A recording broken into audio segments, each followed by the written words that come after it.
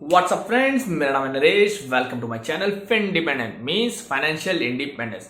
दोस्तों, starting a series of financial tips video which will help you understand personal finance better. I will try to cover few comparison, few tips and tricks to save more money.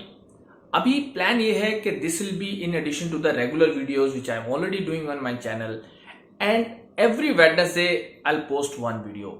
And today is the first video of this series. तो चलिए शुरू करते हैं।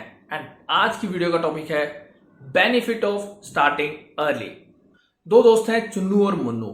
दोनों young हैं, अपना college खत्म करते हैं and they start working at 25 years of age. Chunnu जो दोस्तों है वो थोड़ा स्मार्ट है, वो अपनी लाइफ को फुल एंजॉय करता है। जो भी वो इनकम करता है वो उसको मैक्सिमम स्पेंड करके एंजॉय करता है अपनी लाइफ को। एंड वो 5000 रुपीज पर मंथ इन्वेस्ट करना शुरू करता है एट द एज ऑफ 35, और वो उस इन्वेस्टमेंट को रेगुलरली इन्वेस्ट करता है जब तक वो 60 साल का नहीं हो जाता या फिर वो रिटायर नहीं हो जाता।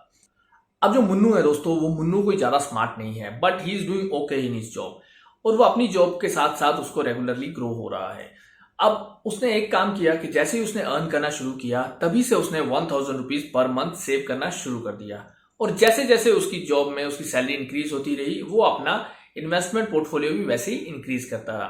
तो अज्यूम करते हैं कि अगर उसको हर साल 10% का भी अप्रेजल मिलता है और सेम प्रोपोर्शन में वो अपनी इन्वेस्टमेंट भी इंक्रीज करता रहता है एंड वो भी 60 साल की एज तक इन्वेस्ट करता है, तो लेट्स सी चुन्नू और मुन्नू का 60 इयर्स पे जब वो रिटायर हो जाएंगे तो कितना उनके पास कॉर्पस क्रिएट हो जाएगा। अब जो चुन्नू है जिसने 5000 रुपीज से इन्वेस्टमेंट शुरू की थी, जब वो रिटायर होगा तो उसके पास 1.62 करोड़ रुपीस होंगे अगर 15% का रिटर्न जनरेट होता है। एंड मुन्नू दोस्तों जिसने 1000 रुपीज से इन्वेस्टमेंट शुरू किया था, बट उसने थोड़ा जल्दी किया था और रेगुलरली 10% से इंक्रीज कर रहा था, जब वो 60 साल का हो जाएगा तो उसके पास टोटल होगा 3.35 CR। यस दोस्तों, ये होता है जल्दी शुरू करने का बेनिफिट।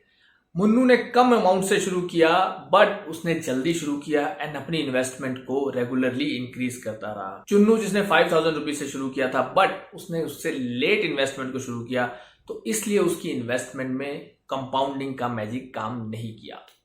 ये होता है दोस्तों अर्ली इन्वेस्टमेंट से। चुन्नू जिसने 1000 रुपीज से शुरू किया था एंड रेगुलरली अपनी इन्वेस्टमेंट को इंक्रीज करता रहा, बट उसने थोड़ा पहले शुरू किया तो उसका जो इन्वेस्टमेंट कॉर्पस था वो बड़ा था।